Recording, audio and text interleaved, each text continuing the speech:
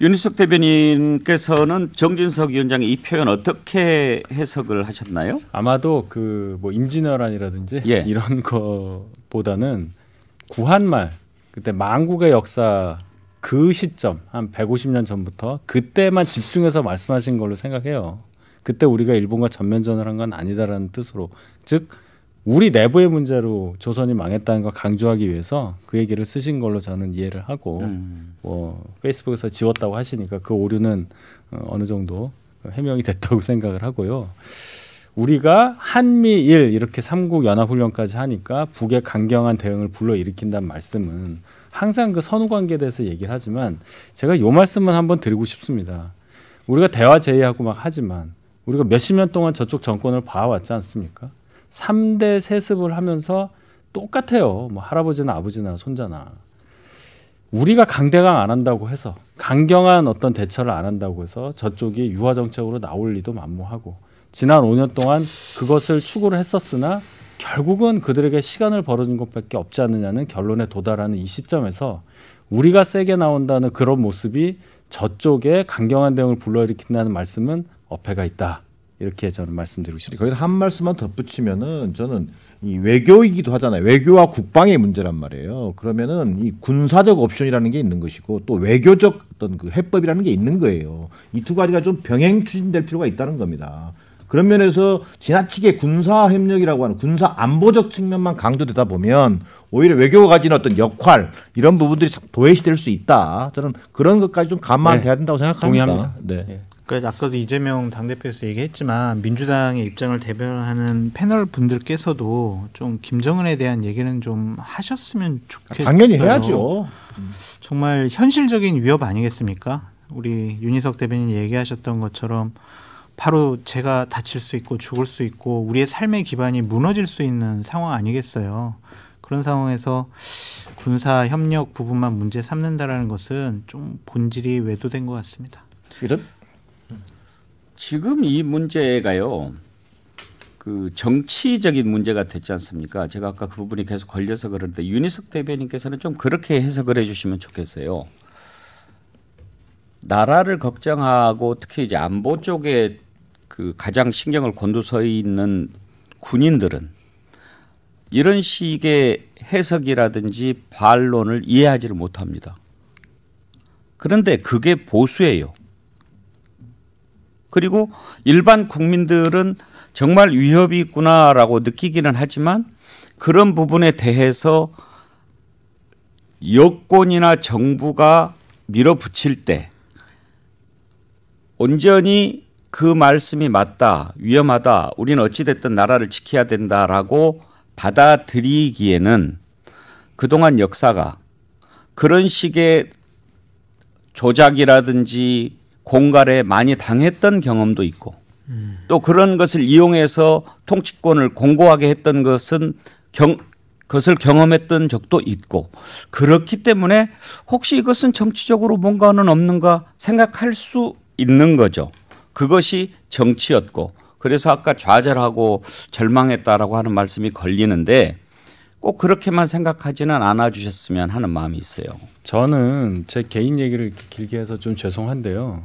국민들께서 그렇게 말씀하실 수 있고 생각하실 수 있는데 그것을 바로 잡아 줄 수 있는 역할은 여야를 초월해야 한다고 생각합니다. 안보 문제에 대해서는. 그런데 다른 분도 아니고 직전 대선에서 되실 뻔한 분이 169석 거대 야당의 당수가 친일, 우길기, 한반도 일본군 진주라는 너무나 자극적인 단어를 쓰면서 이렇게 프레임을 거는 것이 맞느냐 그 점을 좌절한다는 거예요.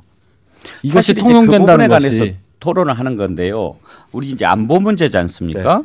그러면 지금 이렇게 북한이 위협을 높여가고 있는 상황에서 우리가 일본하고라도 힘을 합쳐서 막아내야 되는데 무슨 소리냐 이렇게 절망적인 말씀을 하시는데 그러면 안보 문제에 있어서는 하나가 돼야 된다라고 했을 때 문재인 정권에서는 어떻게 했습니까? 북한에 대해서 계속적으로 협력의 손길을 내밀면서 긴장을 완화하는 정책으로 가지 않았습니까? 그렇게 해서 한 번도 위협이 없었다면 그것도 안보 정책인 거죠. 그리고 5년만 보시는 얘기예요. 아니 그러니까 그때 어찌됐든 정부가 그 정책으로 가면서 긴장을 완화했을 때 그때 야당은 그것이 또 잘못됐다고 지적하지 않았습니까? 시점을 보셔야죠. 제가 잠깐만요. 5년만 본다는 얘기를 한 거예요. 제가 시간 벌어졌다 그랬잖아요. 전쟁은 언제 날지를 모르는 상황인데 그 5년 동안 군사적 위협이 없었다고 해서 그때 안보 정책은 좋았다고 단기간만 보고 평가하는 것은 정말 그것은 비합리적이라고 저는 봐요. 그 결과가 지금 이렇게 나오지 않습니까? 북한이요. 탄도미사일을 막 거리별로 막 해서 지금 저수지에서도 쏘잖아요. 탐지가 불가능하다는 거 아닙니까? 그동안 그럼 우리는 뭘 했냐는 거예요. 그게 없었어야 되는 거 아니에요? 그 정책이 성공했다면 북이 그만큼 무기를 개발할 수 있는 능력을 못 가지게 되는 상황이 지금 있었어야 돼요. 5년이 멈췄어야 돼요. 멈추지 않고 발전한 거 아닙니까? 거기에 대해서 어떻게 해명하실 거예요? 그러니까 그 북한의 어떤 그런 변하지 않는 어떤 그 존재, 이를테면 그럼에도 불구하고 지난 정권 때는 미국과 어떤 협력하에 소위 역사적인 뭐 남북 정상회담이나 미북 정상회담, 북미 정상회담이죠. 이런 것들을 통해서라도 외교와 협력을 통해서 뭔가 북핵 위기를 최소화시키고 이것을 현실화되지 않도록 하는 데 있어서의 성과는 있는 거죠. 결과론적으로 북핵이 소멸되지 않았다는 이유만으로 5년 동안의 그런 외교 안보적 노력 자체를 뭐 아무것도 한 게 없다. 오늘의 그 결과가 오늘의 북핵 도발이다. 이렇게 접근하는 것은 그런 정치 공세는 아니에요. 당연히 다 우리 안보를 위해서 정책을 추진하신 거 당연히 압니다. 근데 보십시오. 우크라이나랑 러시아를 한번 봐요. 러시아가 거의 핵을 쏠지 말지 지금 거의 그 지경까지 왔잖아요. 우크라이나 핵이 없어서 그렇고 오죽하면은 유럽 국가들이 우크라이나 대통령이랑 긴급하게 만나서 대공망을 강화해 주겠다라는 말까지 하겠습니까? 결국은 힘이에요. 힘. 외교에 의존할 수 없는 우리의 상황이 불행한 거지 그 방법에 대해서 우리가 왈가왈부할 때냐 한가하다는 표현을 제가 썼습니다. 자, 이 주제는 이 정도 하겠습니다. 오늘 이 토론만 할 수는 없으니까요. 몇 분 의견을 좀 소개해드리겠습니다. 김도경님, 북한은 그래도 우리가 안고 가야 할 우리 리스크입니다. 그들을 비핵화로 이끄는 게 먼저입니다. 윤석열 정부가 그런 노력은 해봤나요? 이런 의견 주셨고요. 신디송님은 왜 갑자기 일본, 북한 이러한 환경이 바뀌었는가도 생각해 봐야 합니다. 그런 의견 주셨습니다. 지금 역시 네 분께서 이렇게 입장이 갈린 것처럼 우리 애청자들께서도 여러 가지 다른 반응을 보여주시는데 저는 아까 정진석 비대위원장이 일본은 조선왕조와 전쟁을 한 적이 없다. 이 표현은 이제 적절치 않다고 생각해서 내린 거지만 왜 조선이 망했는가? 안에서 썩어 문드러졌으니까 그 부분은 여러 가지로 생각해 볼 부분이 있다고 생각합니다. 어떻게 보면요. 지금 대체로 보면 전쟁이 일어날 때 그렇죠. 이쪽이 힘이 약해서 일어나는 것이 또 있지만 이렇게 내부가 싸울 때 일어나는 거죠. 그렇죠. 하나가 안 될 때. 네. 그러면 왜 하나가 안 되는가? 바로 이런 겁니다. 나 당신 이해가 안 돼.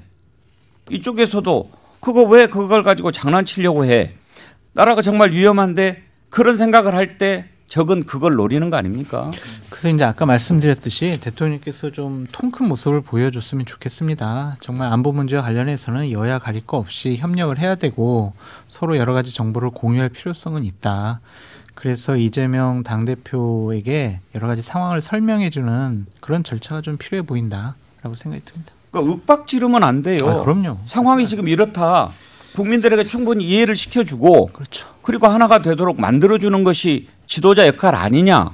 그런 거죠. 그것이 대통령이 할 일인데 어쨌든 이재명 당대표가 이런 감정적인 자극적인 단어를 통해서 좀 지지층만 바라보는 정치를 하겠다라는 것은 지도자답지 못하다라고 거듭 말씀드립니다. 이재명 대표의 발언으로 소모적 공방이 지금 가열되고 있는 상황은 좀 안타까워요. 그럼에도 불구하고 오늘 정진석 비대위원장이 얘기한 조선이 망한 게 일본 때문이 아니라는 얘기는 이건 망언 중에 망언이고요. 스스로 친일 본색을 드러내는 거예요. 아니 왜 그런 말씀하셔가지고 왜 저희들 이렇게 패널을 힘들게 하는지. 아니 이것은 또 다른 문제라니까요. 네. 아니 그 부적절한 친일은 도대체 발언이 어떤 친일을 얘기하는 거예요? 정진석 위원장도 일본의 좀 식민사관을 그대로 따랐다는 의미에서 얘기하는 거예요. 식민사관 이런 얘기도 참 모르겠습니다. 그러니까 저는 그 친일이라는 게 일본하고 우호적인 관계를 맺자고 하면 친일인 저는 거죠. 그런 건 아니라고 봐요. 정진석 위원장도 좀 부적절한 말을 한 것은 좀 해명을 해야 될 것 같습니다. 이걸 이재명 대표의 단순한 뭐 발언 좀 오바성 발언, 정진석 대표의 부적절한 발언 이 부분으로만 정리하기에는 사실 인식 차이가 너무 큰 것 같습니다. 아무튼 이 부분 앞으로도 좀 계속 될 것 같은데 네. 오늘은 이 정도 하고요. 자, 이준석 대표 퇴출 이후에 이제 서서히 당권 경쟁이 시작되는 것 같습니다. 당 내에서 난타전이 벌어지고 있는데요. 김기현 의원 같은 경우에는 일단 안철수, 유승민 두 사람을 좀 타겟으로 정해서 얘기를 하는 것 같습니다. 총선 승리 위해서는 차기 대선 출마하면 안 된다 이런 얘기를 했고요. 나경원 전 의원도 지금 참전했지요. 그러면서 윤석열 당원도 징계하라 이런 이야기를 유승민 전 의원이 하지 않았느냐. 그것은 이준석이랑 뭐가 다르냐. 지금 이러면서 유승민 전 의원 견제를 나선 것 같고 그리고 안철수 전 대표 안철수 의원은 한편으로는 나와도 안 될 겁니다. 뭐 이런 이야기 하면서 또 유승민, 나경원 두 사람 나왔으면 좋겠다. 이렇게 얘기합니다. 윤상현 의원도 끼어들었습니다. 경쟁자를 견제하는 건 얼마든지 이해할 수 있다. 그렇지만 안철수 의원이 민주당 대표를 지낸 사실과 창당, 합당, 탈당 이력을 공격한 것은 나가도 너무 나갔다. 이렇게 얘기합니다. 지금 얘기한 분들이 당권 주자에 포함이 될 것 같은데 여기에 또 홍준표 대구시장도 끼었어요. 배신 경력자는 가라.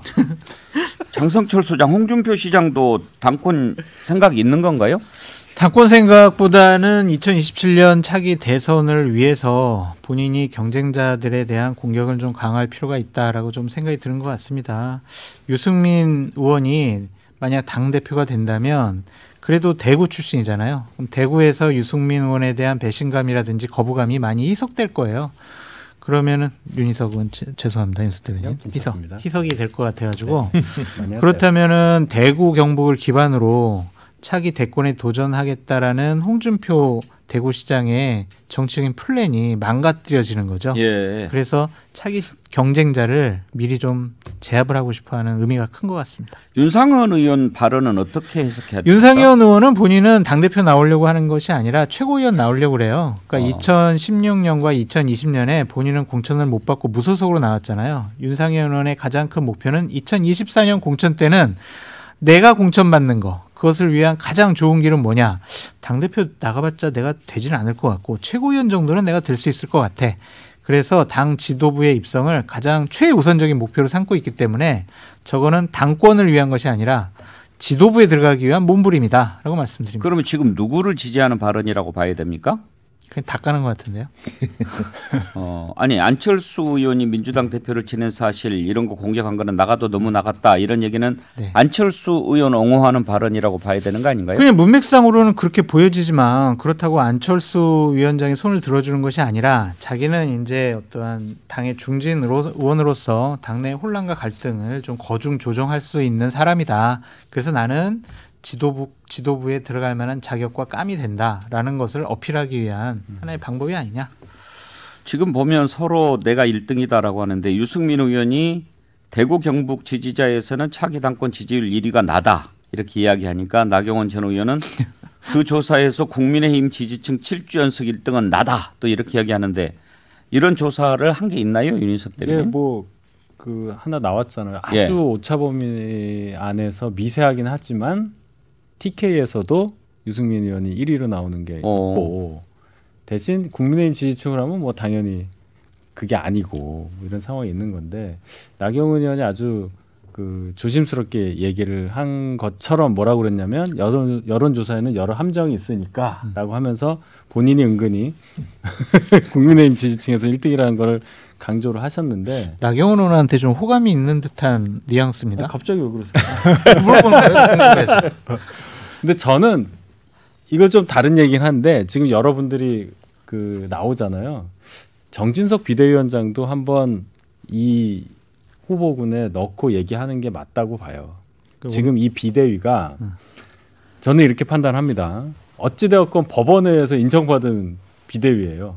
나름 정통성이 있단 말이죠. 게다가 전당대회가 생각보다 늦어질 것 같고 그럼 그 사이에 할 수 있는 일이 굉장히 많고 그렇게 되면 전당대회의 판도를 또 만들 수도 있는 비대위이기 때문에 이게 잘 되면 정진석 비대위원장도 출마하지 말라는 그런 법은 없으니까 저는 그분까지 포함해서 이 구도를 봐야 되지 않을까. 근데 비대위가 전당대회 관리해야 되는 거 아닌가요? 그거는 전당대회 준비가 따로 있을 거고요. 그러니까 제가 말씀드린 게 비대위원장 하다 바로 그럼 당대표 한 경우가 있냐 이렇게 많이 말씀하시잖아요. 하지 말란 법도 없어요. 저는 오히려 안 될 것 같은데. 저는 오히려 정진석 비대위원장도 물론 봐야 되겠지만 권성동 변수가 더 주목되는 것 같은데요. 권성동 의원이 결국 최근에 보면 행보를 보면요. 연일 야권 비난의 선봉장 역할을 하고 있어요. 막말 서슴지 않고. 그리고 또 만약에 권성동 의원이 출마를 결심하게 되면 유일한 윤핵관 후보가 돼요. 그런 것들이 어떻게 영향을 미치게 될지. 왜? 결국은 다음 당대표는 제가 볼 때는 윤심을 누가 얻고 있느냐. 그다음에 또 이른바 전통적인 보수 지지층의 어떤 지지를 누가 얻느냐. 이 싸움이라고 본다면 제가 볼 때는 권성동 의원이라고 해서 변수가 되지 말한 법이 없겠다. 더더욱이나 지금 정진석 비대위원장이나 주호영 원내대표나 다 사실은 그 판 자체는 뭐 여러 가지 논의 속에서 됐겠지만 권성동 의원이 주도한 판이기도 하거든요. 네. 그렇다면 본인의 어떤 출마를 위한 발판을 만들었다는 측면에서는 권성동 출마도 단순히 변수로만 볼 건 아닌 것 같다는 생각이 듭니다. 그리고 다른 당이지만 김두수 소장 보시기에 현재 어떻게 펼쳐질 것 같습니까? 여기에 이제 몇 가지 주목 중에 첫 번째가 윤핵관은 나올 수 있나? 예. 가능성이 거의 없잖아요. 윤핵관 권성동 얘기가 그 얘기 아니에요? 저는 뭐 이 두 번의 비대위 실패와 본인 자진 사퇴와 이런 거에 이렇게 해서 정치적으로는 명분이 없다고 생각합니다. 그다음에 정진석 비대위원장 같은 경우에는 아까 말한 대로 이례적인 예죠. 워낙 비대위를 잘해서 저분을 한 번 더 국민의힘 대표를 뽑아야겠다라고 하는 행태를 뭔가 성과를 내야 되는데 과연 내년 한 2, 3월 뭐 좀 늦어진다면 2, 3월인데 좀 더 뭐 6월까지 갈지는 모르겠습니다만 정말 성과를 낼 수 있을까? 그분은 좀 의문이에요. 그러니까 그 성과만 낸다면 가능성은 있죠. 그다음에 그러나 그런 부분이 없는 상태에서는 윤핵관이 아닌 사람들이 지금 치르고 있는 대리 전쟁인데 여기에 가장 강력하게 부각되어 있는 사람은 유승민 전 의원이 상수로 놓여 있는 상태에서 이제 이준석 전 대표가 판을 흔들 수 있는 상태가 된 것 같아요. 이준석 전 대표가 유승민 만약에 지지를 선언하면 정말 이제 이 비윤이 아니라 반윤으로 보이는 그러니까 비윤이냐 반윤이냐 어디 사이인데 그걸 이제 공격하고 들어오면서 뭉칠 것 같은데 그렇게 되면 안철수라든지 그다음에 이제 나경원이라든지 또는 뭐 조금의 가능성이 일말에 약간 어쨌든 지지율이 낮지만 김기현이라든지 이런 쪽에 윤핵관이 힘을 실을 것인가 이제 이런 문제로 간다고 보는데요. 그런 측면에서 유승민 의원이 얼마나 세게 나오고 또는 이준석과 이걸 언제 가셔야 할 거냐 또 그런 행태를 띌 거냐 이런 거에 좀 달려 있다 이렇게 생각이 듭니다. 장성철 소장 전망이 사실 제일 궁금합니다. 네. 그 이준석 대표가 징계받고 난 다음에 제가 이준석 대표랑 연락을 해봤어요. 무엇을 어떻게 할 거냐 제가 조언도 여러 가지를 해주고 그랬더니 이준석 대표가 마지막에 당내 조직을 강화하겠습니다. 이런 식의 답변을 저한테 줬었거든요. 그것은 결국에는 당원들을 더욱더 확실하게 조직화를 하고 자기의 영역과 바운더리에 좀 묶어두겠다. 그것은 본인은 출마할 수 없더라도 본인이 원하는 후보가 당선될 수 있도록 도와주거나 아니면은 본인이 원치 않는 후보는 낙선시키거나 이런 영향력을 발휘하고 싶어 할 거예요. 유승민 대표가 출마한다면 한 세트로 봐야 되겠죠. 그 표가 어디 가겠습니까? 근데 저는 현재 언급되는 후보들보다 외부에 있는 몸푸는 후보들에게 좀 주목을 해 보시는 것이 어떨까라는 생각입니다. 누구죠? 그러니까 원희룡 국토교통부 장관이라든지 권영세 통일부 장관이 긴급 투입될 수 있다. 전제 조건은 있어요. 전당대회가 내년에 1월에 열리지가 않고 3월을 넘어서 4월 정도에 열리게 되면은 어쨌든 좀 개각을 통해서 당에 좀 복귀를 하고 그분들은 복귀하셔야 돼요. 왜냐하면 2024년 총선 출마해야 되니까 당으로 복귀를 하고 싶어 할 겁니다. 그렇다면은 권영세 의원 같은 경우에는 인수위 시절에 부위원장 하면서 호흡도 맞췄고 대통령의 신임도 두텁잖아요. 원희룡 장관도 마찬가지고 그분들이 윤심을 뒷받침 받아서 당대표직에 도전할 가능성도 폐지할 수 없다라고 말씀드립니다. 그런데 이준석 대표가 예를 들어서 뭐 유승민 전 의원하고 함께 해서 당권을 장악하려고 시도를 한다면 힘이 있을까요? 저는 되게 큰 장애물들이 많을 것 같아요. 왜냐면은 당권을 잡기 위해서 이준석 대표를 저렇게 내쫓아 버렸는데 유승민 전 의원이 당대표가 된다? 이건 악몽과 같은 일이거든요. 그러니까 가능성이 높아지면은 첫 번째 이제 윤리위를 소집을 해가지고 유승민 당원에 대한 징계를 할 수가 있다. 그리고 룰을 100% 당원만으로 하겠다. 그리고 그럼에도 불구하고 유승민 대표가 출마하고 당선될 가능성이 많으면은 친윤 후보들을 정리해서 1대1 대결 구도로 만들 가능성도 있다. 그래서 어떻게 해서든지 유승민 당대표는 만들지 않겠다. 그러한 여러 가지 전략을 짤 것으로 보여집니다. 마지막 얘기가 가장 유력한 얘기죠. 지난번 룰 안 바꿔요? 아니, 그건 퇴행이죠. 그렇게 하지는 않을 걸로 보이고 작년 6월 11일에 이준석 대표가 당대표 된 것도 따지고 보면 물론 국민적 여론을 입은 것도 있지만 나경원, 주호영 두 분이 다 같이 출마를 했기 때문이라고 저는 보거든요. 두 분 중에 한 분만 나갔어도 이준석 당대표 탄생은 어려웠을 거라고 보고 이번에도 똑같은 논리가 작용할 수 있다고 저는 생각합니다. 예. 지금 그 당원 당규 상황은 70, 30 이렇게 돼 있나요? 네. 여전히 당원이 70%죠. 네. 여론조사보다는 당심이 더 중요하다고 봐야 되겠죠. 그리고 당대표 선거에는 역선택 방지 조항이 있습니다. 아, 어떻게 방지하는 겁니까 그것은? 그러니까 당신은 물어봐요. 국민의힘 지지층이냐? 예, 아니라고 그러면 아니 빼버립니까? 그번에 없었어요. 이준석 당대표 시절에 없었어요. 아니 당대표 때는 있고요. 다른 데는 없어요. 아니, 그러니까 당대표 때 있어요. 당대표는 있습니다. 있어요. 예, 당대표 선거에는 있고요. 대선 후보와 대선 후보, 광역단체장은 광역단 없죠. 네. 거기에는 없어요. 당대표 물어봐요. 그게 차이예요. 어느 정당 지지하십니까? 민주당 지지합니다. 그러면 아예 죄송합니다. 전화 뚝 그렇죠. 이렇게 하더라고요.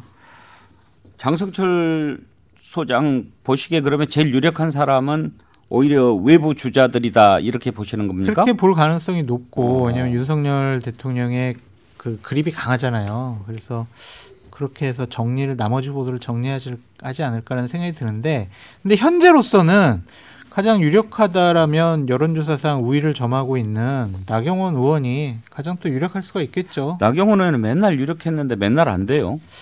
글쎄요. 네. 유승민 전 의원이 나올 가능성은 있다고 보십니까? 51%라고 보여집니다. 각종 현안에 대해서 많은 얘기를 하고 있고 본인이 여론조사에서 1등 나오는 그 언론 기사를 본인의 페이북에다가 링크를 하고 이런 모습들을 보면 저분의 여러 가지 성정상 아무것도 안 할 거면 저런 일을 안 하실 거거든요. 그래서 저는 출마 가능성이 높다라고 보여지고 출마했으면 좋겠다라는 게 저는 생각이에요.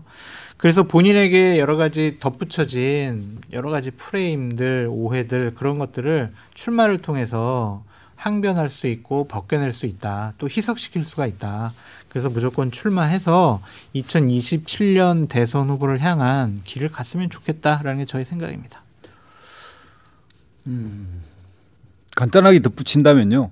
만약에 유승민 의원이 출마를 하게 되면 최소 40% 가까이 지지율을 끌어올릴 수가 있기 때문에 1대1로 붙어서 45대 55를 만들면 대승이거든요. 정치적으로 보면. 지더라도 대승이고 실제 그러고 난 뒤 1년 뒤에 총선이 있는데 총선에 그만큼의 지분 그러니까 그 지지 세력들이 경선을 붙어볼 수도 있고 여러 가지 정치적 그게 모색이 가능하기 때문에 뭐 안 할 이유가 거의 없어 보인다 이렇게 생각이 듭니다. 근데 예상해 보면요. 5대 5로 치러졌던 경기지사 후보 그 선거 때 김은혜 후보에게 한 10% 정도 졌거든요. 근데 이제 3대 7이고 그건 수도권 선거였어요. 경기도 선거였잖아요. TK 여론이 어떻게 반응할지 모르겠지만 그거보단 벌어지지 않겠습니까? 그런데 근데 그때는 그때는 이제 윤석열 대통령이 압도적인 그 지지 힘을 가지고 있고 당은 그래서 당이에요. 생긴 일이고요. 지금은 윤석열 대통령의 지지율이 20% 되잖아요. 유승민 후보 나오셔서 예. 별 소득 없다고 봅니다. 중요한 것은 연대 보증인을 자처하는 안철수 전 대감은 거의 없네요. 제가 그 얘기 하려고 했습니다. 네, 오늘은 여기까지 하지요. 오늘 댓글은 아까 저희가 소개한 또 보너스 새롭게 오행시 보내신 분들께 선물 드리도록 하겠습니다. 함께해 주신 여러분 감사합니다. 내일 오전 11시에 다시 찾아뵙겠습니다.